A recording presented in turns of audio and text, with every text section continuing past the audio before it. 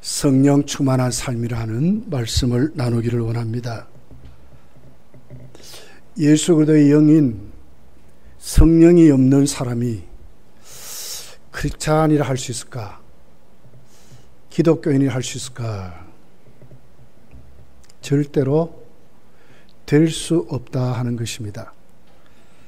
로마서 8장 9절을 보면 만일 너희 속에 하나님 영이 거하시면 너희가 육신에 있지 아니하고 영에 있나니 누구든지 그리스도의 영이 없으면 그리스도의 사람이 아니라 그랬어요.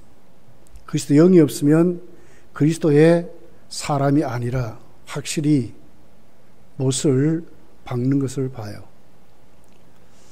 우리 속에 성령이 없는 사람이 절대로 기독교인이 될 수 없다는 거예요.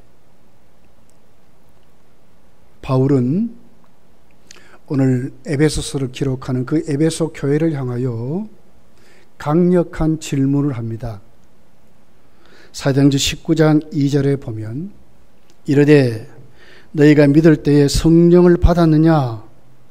이르되 아니라 우리가 성령이 계심도 듣지 못하였노라. 우리는 성령이 계심도 듣지 못했대.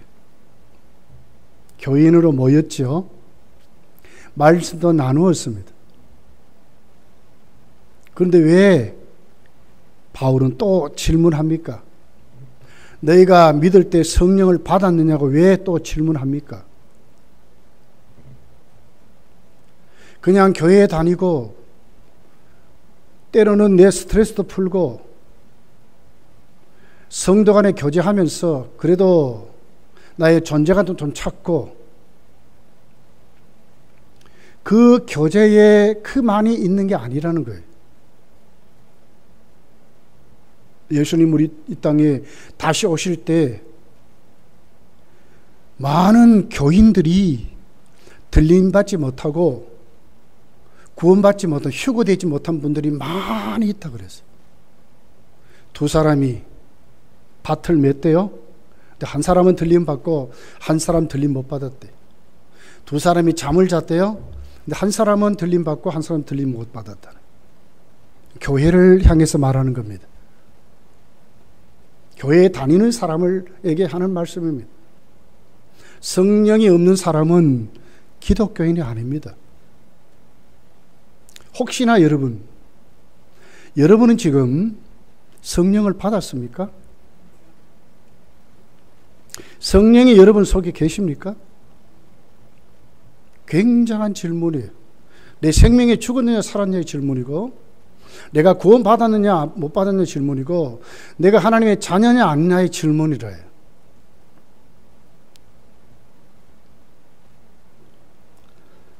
왜 그런가? 성령은 우리를 구원받도록 하기 때문에 그렇습니다. 성령님이 하나님이시지. 하나님은 삼위일체 하나님이래. 성부 하나님은, 삼위 하나님은 우리 구원의 가치 역사지만 구태 우리가 이렇게 구분해 보면 성부 하나님은 우리 구원을 계획하셨어요. 만물을 작정하시고 창조하시는 사역을 하셨어요. 그리고 그 모든 우리의 구원을 예수께서 이 땅에 오셔서 십자가를 지시고 그분이 다 이루심으로 우리 구원은 완성이 됐습니다. 근데 이 사실을 믿도록 하셔서 예수 그리스도를 영접하게 만들고 그 구원을 이루게 하는 분은 성령님이라 하는 거예요. 성부가 계획하셨습니다. 성자는 만드셨습니다. 그런데 이 성부와 성자의 구원 사역을 우리에게 탁 맞도록 적용시키는 분이 성령이라는 거예요. 성령이 없는 분은 우리에게 구원이 맞아지지 않았어요. 이루어지지 않았다고 이렇게 말씀을 하고 있습니다. 성령님은 우리에게 오셔서 어떻게 하십니까? 첫 번째가 우리를 예수님을 영접해서 거듭나게 하는 사역을 하세요. 우리가 거듭났다는 증거가 뭐 있습니까? 내가 오늘도 하나님께 구원받았다, 성령이 나에게 오셨다 하는 그 증거가 뭡니까? 예수 그리스도를 주라 부르는 사람이에요. 예수 그리스도를 주라 모시는 사람이 된 거예요. 그리고 하나님을 아버지라 부르는 사람이 됐다면 이 사람은 성령 받은 사람입니다. 고린도전서 12장 3절에 보니까 하반절에 성령으로 아니하고는 누구든지 예수를 주시라 할 수 없다 그랬어요. 성령이 오셔서 나에게 임했기 때문에 내가 예수 그리스도를 주라 시인하고 예수 그리스도를 주라 모시고 살게 된다는 거예요.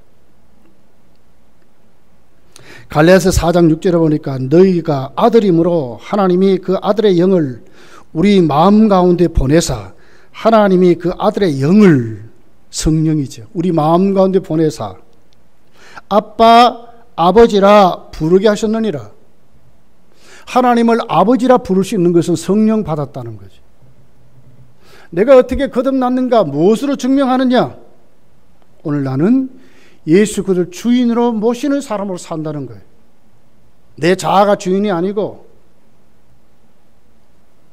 내 멋대로 내 방법대로 사는 것이 내 삶이 주가 아니라 주님이 내 삶의 주인 된 삶을 살아가도록 하나님 아버지가 내 아버지로 고백하고 하나님의 자녀의 권세를 갖고 사는 그 사람들이 거듭났다, 성령이 우리에게 오셨다 하는 것입니다. 어떤 방법으로 이루어졌나요? 예수께서 십자가를 지심으로 다 이루었다 하셨어요. 예수님이 십자가를 지심으로 예수 그리스도께서 그 십자가를 지시고 난 다음에 부활하셨잖아요. 내가 예수님을 주님 모시고 내가 하나님을 아버지라 부르는 그 사람들은 나에게 그 구원이 적용된 사실을 행위로 나타나게 사는 거예요. 그 행위가 뭡니까? 주의를 지키는 거예요. 예배 드리는 날로 내가 살아가는 거예요. 예배자로 세워서 살아가는 거예요. 주일이 뭡니까? 우리 주님 구원을 완성하시고 부활하신 것을 기념해서 우리가 지키잖아요. 내가 정말 거듭났다면 주일에 목숨을 거셔야 돼요. 쉽게 생각하시면 안 돼. 아이고 나는 이것 때문에 빠졌습니다. 나는 저런 일 때문에. 어떻게 그게 됩니까? 말이 안 되는 얘기라요. 주일보다 더 소중한 날이 어디 있습니까? 하나님을 경배하는 날보다 더 소중한 날이 어디 있습니까? 주일날 예배드림으로 하나님을 만나지요. 그 하나님 앞에 하나님의 자녀인 것을 다시 확인하고 은혜를 받잖아요. 힘을 얻잖아요. 성령의 충만함이 우리에게서 오시잖아요. 그럼 어떻게 돼요? 세상을 이제 이기도록 세상에 그걸 가지고 나가는 거예요. 전혀 하나님 없이 어떻게 세상을 나가서 성도가 이긴다 할 수 있겠습니까? 우리가 거듭났지 않습니까? 그 표가 뭐라고요? 내 입술로 주를 시인하고 내가 모든 것을 복종할 분은 누구냐? 하나님 아버지심을 고백하고 그분을 만나는 그날, 내 신앙을 분명히 표현하는 그날, 행위로 보여주는 그날, 주의를 지키는 사람들로 교회에 와서 은혜 받고 평강을 찾고 아름다운 성도의 교제를 누리면서 다시 공동체로 회복되는 그 사람들로 세워지는 것이 거듭났다 하는 표라는 거예요. 여러분 다 성령 받고 거듭난 줄 믿습니다. 예. 두 번째는 성령은 우리를 새롭게 하고 반드시 변화시킨다고 하는 것입니다. 어떤 분들이 그래요. 나는 성격이 이래서. 어디에 성경이 그렇게 있습니까? 성격은 안 고쳐집니까? 성품은 안 고쳐집니까? 여러분의 삶도 뜯어 고치는데 어떻게 안 고쳐집니까? 성령은 우리를 새롭게 해서 깨트리고 변화시킨다랄까요? 왜요? 이제 성령이 내 속에 오셔서 내주하세요. 성령이 사세요. 여기에 끊임없이 나를 인도해 주세요. 나를 감동시켜서 날마다 우리를 복종하게 만들어요. 그 삶을 살게 해요. 그럼 어떻게 됩니까? 그런 사람에게는 반드시 따라 일어나는 결과가 있습니다. 그 결과가 열매로 나타나는 거예요. 갈라디아서 5장 22절 23절에 보면 9가지 열매가 기록이 되어 있습니다. 오직 성령의 열매는 사랑과 희락과 화평과 오래 참음과 자비와 양성과 충성과 온유와 절제니 이 같은 것을 금지할 법이 없대요. 금지할 법이 없대요. 왜? 성령이 나로 내 속에서 그렇게 하세요. 하나님의 창조의 영이 내 속에 역사하는데 어떻게 그 사람이 안 변하겠습니까? 열매로 변화되게 돼 있어요. 안 변한다면은 문제가 있어, 그 사람. 그런데 오늘 이 본문은 이렇게 기록을 해요. 열매라는 단어가 단수로 나와 있어요. 복수가 아니고 단수라. 한 가지를 말해요.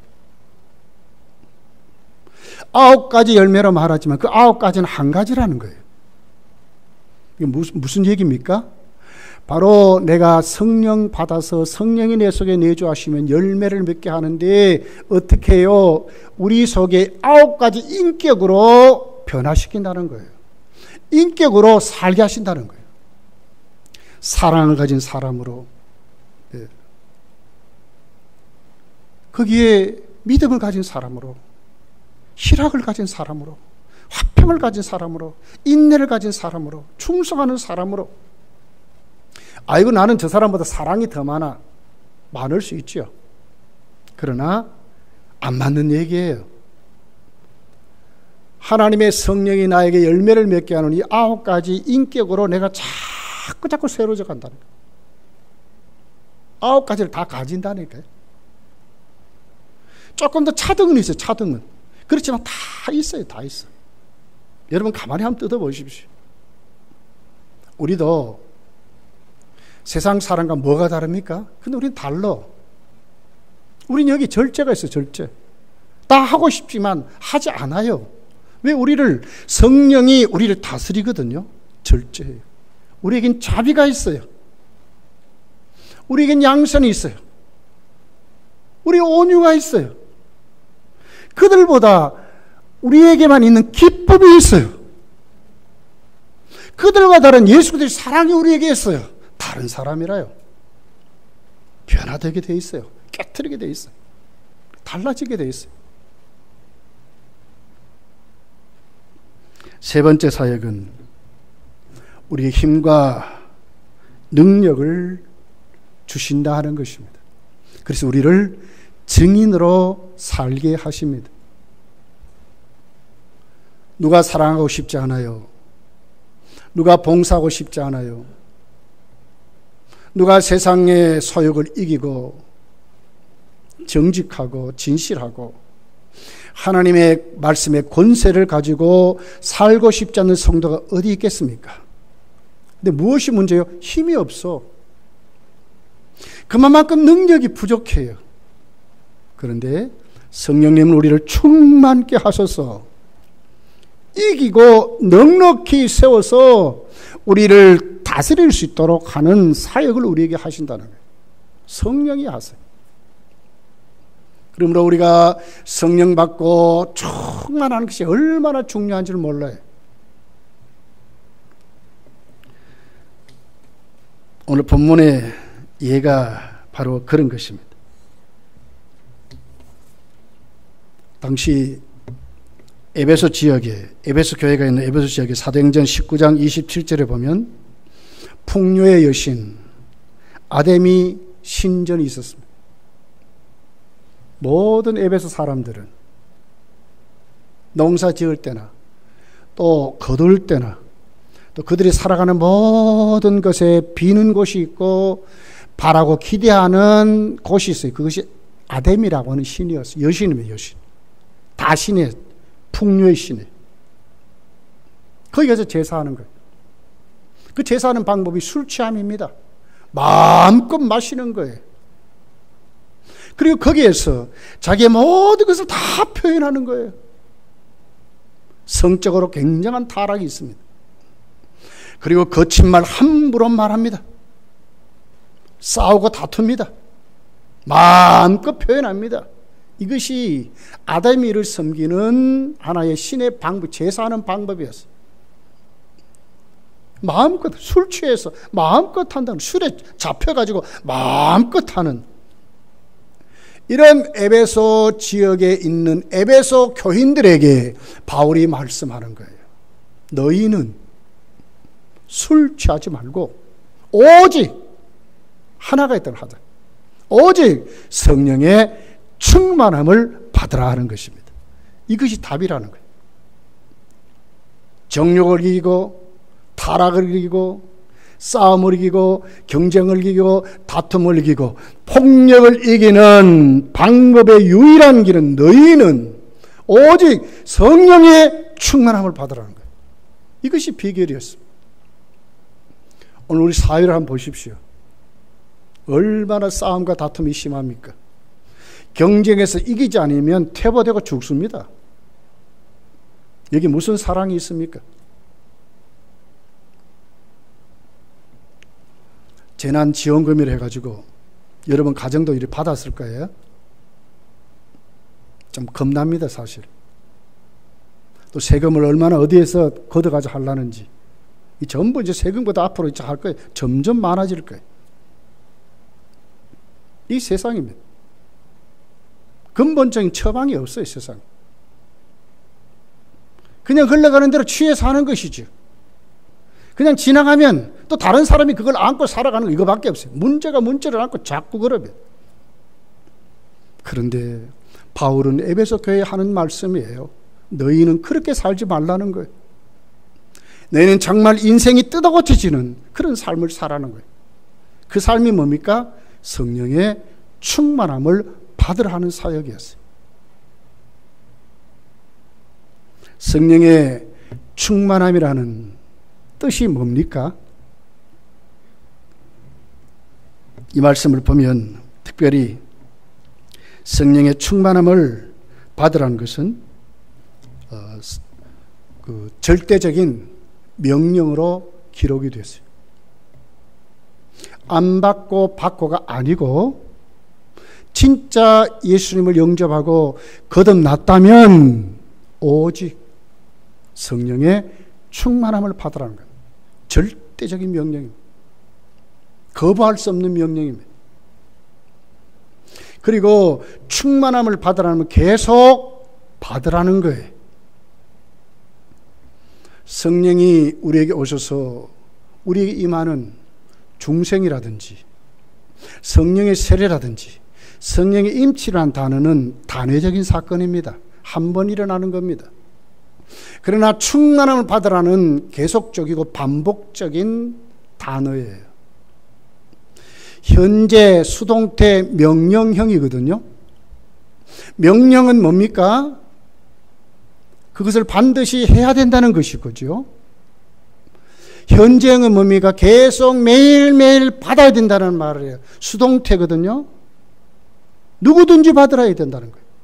거부할 수 없다는 거예요. 나는 아닙니다. 이럴 수 없다. 너가 진짜 예수를 믿는다면, 너가 지금 살아가는 삶이 아데미가 아주 세상을 지배하는 그런 삶을 너가 안다면, 거기에서 너는 하나님의 사람으로 일어나려면 성령의 충만을 받으라는 거예요. 언제요? 매일매일. 아이고 과거에 나는요 많이 쌓았어요, 많이 받았어요, 나는 많이 했어요. 아니지요. 지금 어떠냐 그 말이에요. 과거 타령하면 안 되겠죠. 지금 내가 성령의 충만함을 받고 있느냐 하는 것이 바울 사도가 지금 질문하는 내용이라요. 오직 성령의 충만을 받아라.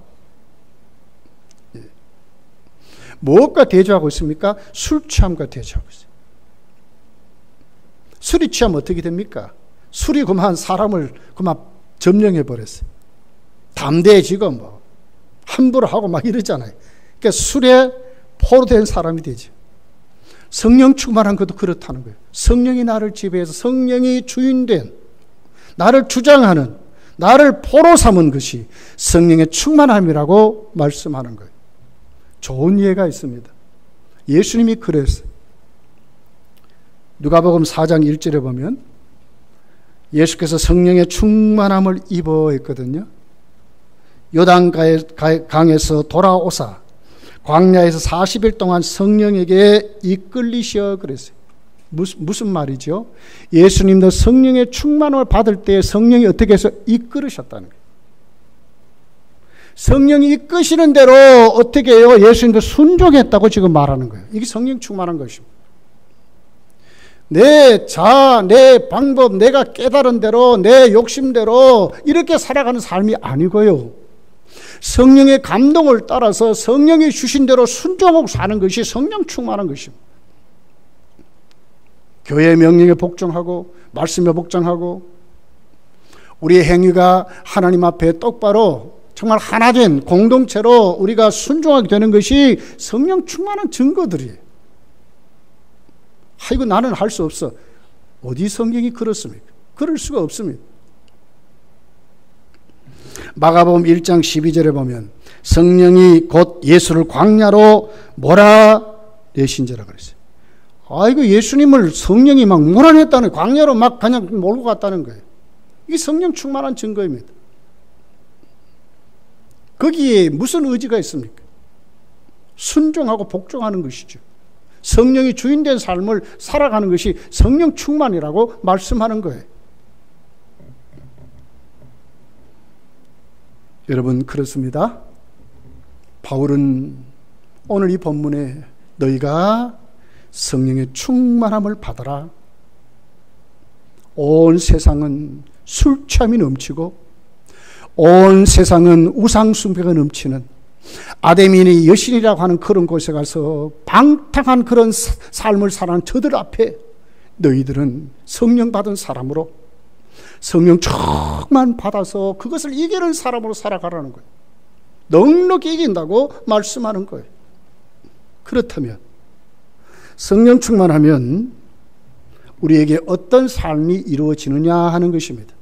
세 가지 삶으로 오늘 성경이 우리에게 말씀했어요. 첫 번째가 우리 안에 성령은 새 노래로 하나님 앞에 부르게 한다는 거예요. 이제는 세상 노래가 아니라 하나님을 기쁘게 하는 새 노래를 하나님께 올려드린 사람으로 산다는 거예요. 이 19절에 있는 내용입니다. 시와 찬송과 신령한 노래들로 서로 화답하며 너희 하나님 너희 마음으로 주께 노래하며 찬송하며 시와 찬송과 신령한 노래들로 서로 화답한다 그러거든요. 화답이란 말은 부른다는 말이거든요. 우리가 함께 모여가지고 서로 어떻게 부르는 시, 노래, 신령한 노래 하는 거예요. 사실 시나 노래나 신령한 노래는 뭐 특별히 구분할 필요는 없어요. 하나님께 올리는 시가 노래 아닙니까? 찬송 아닙니까? 그 신령한 찬송이지요. 하나님께 성도가 성령 충만 받으면 정말 기쁨으로 하나님께 찬양할 수 있는 사람으로 희락의 사람으로 살 수 있다는 거예요. 하나님께 올려드리 어떻게 하면 하나님을 기쁘시게 할까? 이런 믿음의 사람으로 우리가 세워진다는 것을 말씀하는 거예요. 어떻게 합니까? 내 마음으로 입술로 부르는 게 아닙니다. 마음으로 부르다. 이게 신앙 고백이거든요. 찬송은 이런 것입니다. 하나님께 올려드린 신령한 새 노래는 이런 것입니다. 세상에 좋은 이런 노래가 얼마나 많습니까? 예? 합창단들 그렇잖아요. 그런데 그런 노래를 마음으로 부른다고 하지 않아요. 목소리 입으로 어떻게 하죠. 그러나 성도가 하나님께 올려드리는 성령 충만한 노래는 어떤 노래입니까? 마음으로 굴복한 사람들이 성령이 우리 삶의 주인된 그 사람들이 입을 여는데 목소리가 아니라 어떻게 마음으로 항복한 마음으로 은혜를 아는 마음으로 깨트려진 마음으로 감사하는 마음으로 하나님께 찬양한다고 말씀하는 것입니다. 그것이 성령 충만한 증거입니다. 이번 코로나19 때문에 저희 집에서 찬송을 참 많이 들었어요.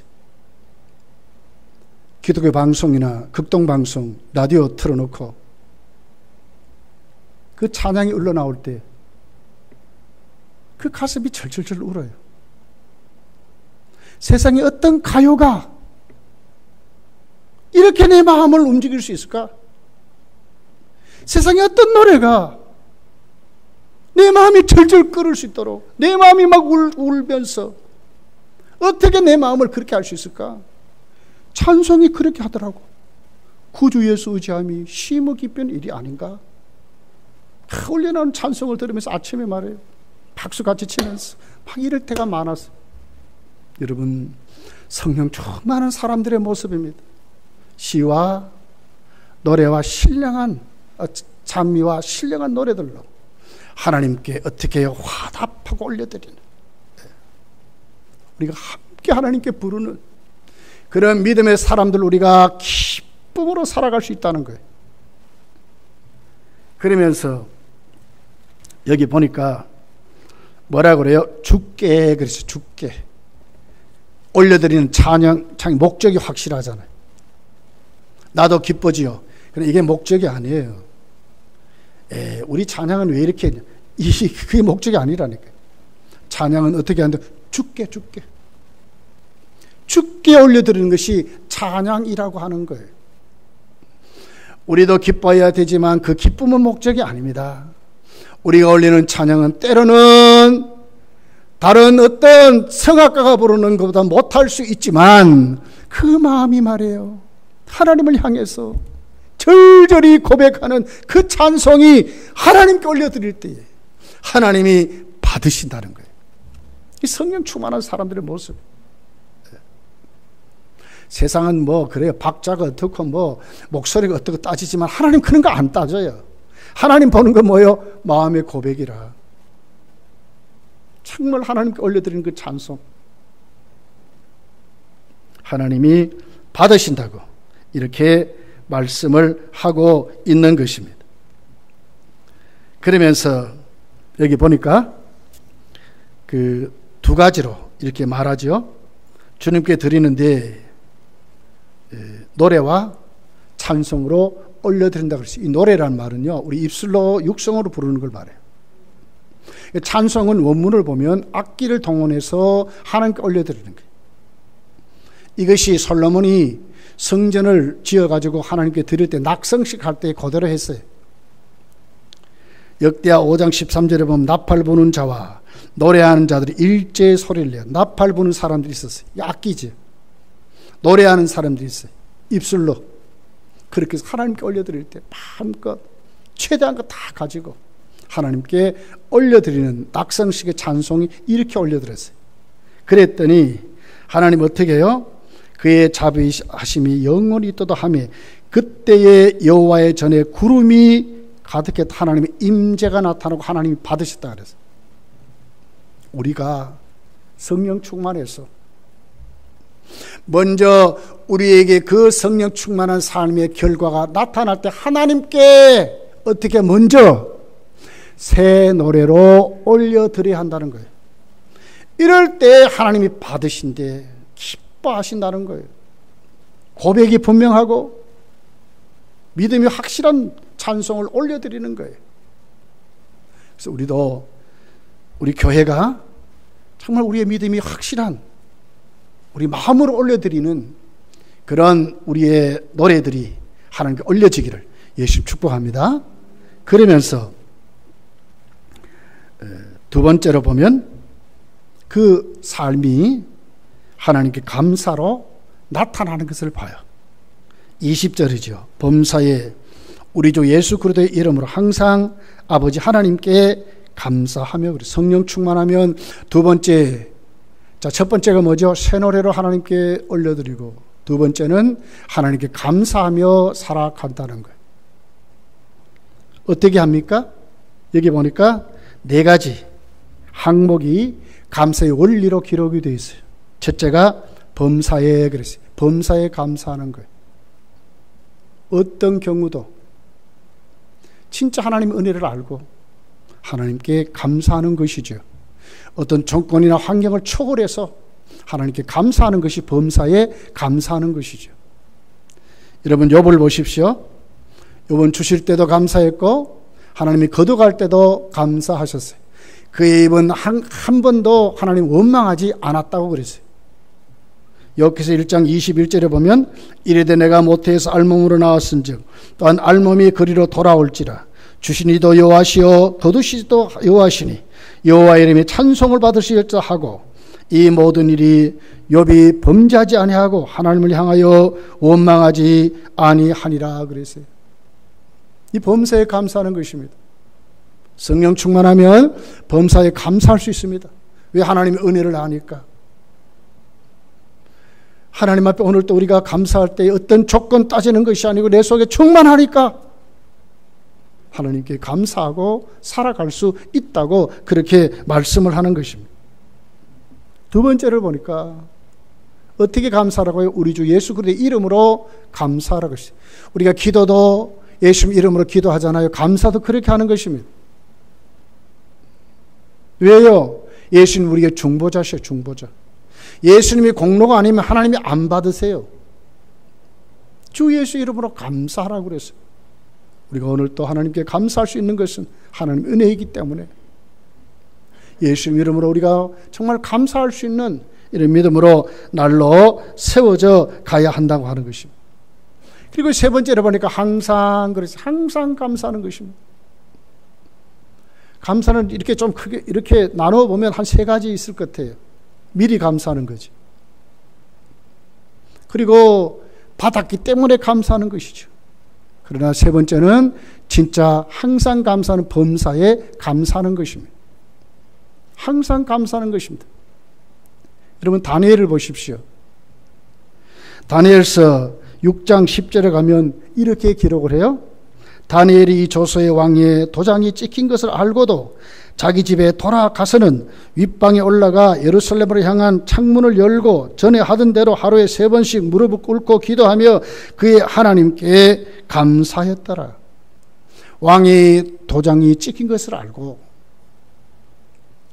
거기에 순종하지 아니하면 자기가 정말 힘이 어려움을 당할 줄도 알면서 다니엘은 여전히 똑같이 자기에게 불리익이 돌 줄 알면서도 예루살렘 성전을 향하여 매일 하던 그대로 창문을 열어놓고 무릎을 꿇고 하루에 3번씩 기도하며 하나님께 감사하였더라 그랬어요. 항상 감사하는 것입니다. 진짜 범사에 감사하는 것입니다.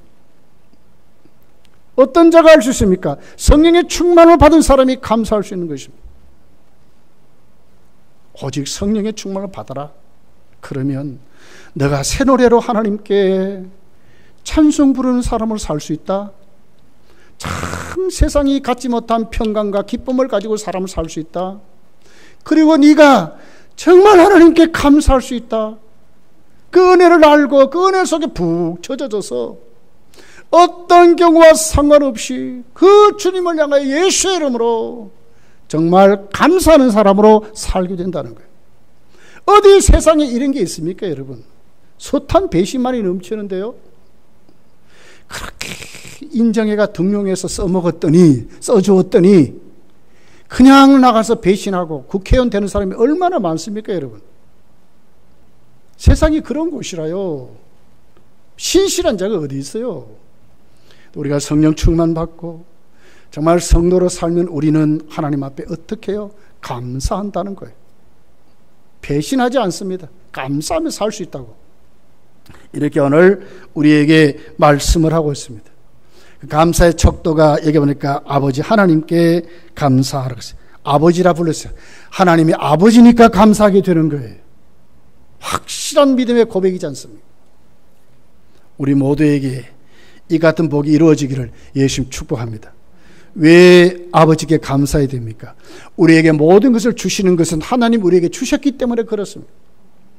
야고보 1장 17절에 보니까 온갖 좋은 은사와 온전한 선물이 다 위로부터 빛들의 아버지께로부터 내려오나니 그는 변함도 없으시고 회전하는 그림자도 없으시니라. 온갖 좋은 은사와 온전한 선물이 다 위로부터 빛들의 아버지께로부터 내려온다 그랬어요. 이것을 아니까 이 아버지께 감사하는 거예요. 여러분, 부모에게 효도하는 사람들은 그 중심에 뭐가 있습니까? 부모의 은혜를 알기 때문에 효도하지요. 똑같습니다. 우리의 믿음이 하나님께 절절히 항복하고 우리에게 주신 모든 것이 하나님이 나에게 주셨다고 생각하면 어떻게 하나님께 감사하지 않고 살 수 있겠습니까? 아버지 하나님께 감사한다는 것. 성령 충만 받아서 에베소 교회를 향하여 바울이 말씀했듯이 아담이 신전에 바치는 사람이 아니라 진짜 하나님께 감사할 수 있는 이런 사람으로 우리가 세워져야 될 줄 믿습니다. 그리고 마지막 세 번째입니다. 성령님은 우리로 하여금 우리끼리 성도 간에 피차 복종하고 살게 한다는 거예요. 공동체를 하나로 만들게 살게 한다는 거예요. 그 비결이 뭡니까? 오늘 21절이 이렇게 기록을 해요. 그리스도를 경외함으로 피차 복종하라 그랬어요. 방법이 뭡니까? 그리스도를 경외함으로. 성령은 우리 속에 어디서 뭘 하십니까? 예수께로 자꾸 인도해요. 예수님을 자꾸 가르쳐줘요. 예수님의 인격을 본받게 하고 예수의 삶을 우리가 가지도록 만들고 예수 그리스도의 섬김을 배우도록 만들어서 우리를 그렇게 해요. 그리스도를 경외함으로, 그리스도를 섬김으로, 그리스도를 모심으로, 그리스도를 공경함으로 우리가 달라진다는 거예요. 우리가 변화된다는 거예요. 여러분, 누구를 본받습니까? 사람은 아무도 본받을 사람이 없습니다. 누구를 본받아야 합니까? 예수 그리스도를 본받아야 합니다. 그리스도를 경외해야 됩니다.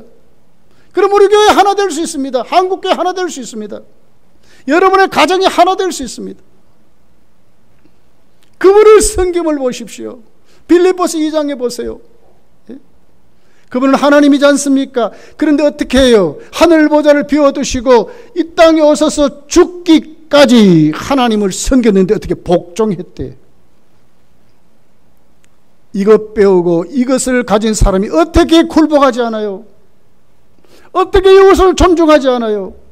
어떻게 이것을 섬길지 않아요? 성령 충만한 사람은 이런 사람. 너희가 하나 된 것을 힘써 지키라고 그랬습니다. 성령 충만한 사람들의 모습입니다. 뭘 보니까? 주님을 보니까 나도 그분 앞에 꺾어져서 겸손하게 되는 것입니다. 남을 나보다 낫게 여기는니다. 섬기는 자로 세워지는 것입니다. 함부로 말하지 않습니다. 이웃을 사랑하는 사람으로 세워지는 것입니다. 왜 그렇습니까? 예수님 때문에. 예수님 보니까. 피차 복종하라는 단어는 원문을 보면 서로 존경하라 그 말이거든요. 서로 섬기라는 말이거든요. 서로 이웃의 명령에 어떻게 순종하라는 말이거든요. 나를 꺾고 이웃 앞에 나를 세워놓으라 그 말입니다. 누구를 보면? 예수님을 보면. 예수님을 경외함으로 우리가 그렇게 될 수 있다고 하는 거예요. 교회는 오해가 있을 수가 없어요. 장벽이 있을 수가 없어요. 우리는 예수 그리스도 안에 하나가 되었습니다. 공동체입니다. 주님을 경외함으로 성령 충만 받은 자로 여러분 피차 복종해서 수평적으로 우리 다 하나 되고 참 섬김이 저와 여러분 속에 우리 교회 위에 넘치기를 예수님 축복합니다. 기도하겠습니다. 말씀을 사랑하면서 여러분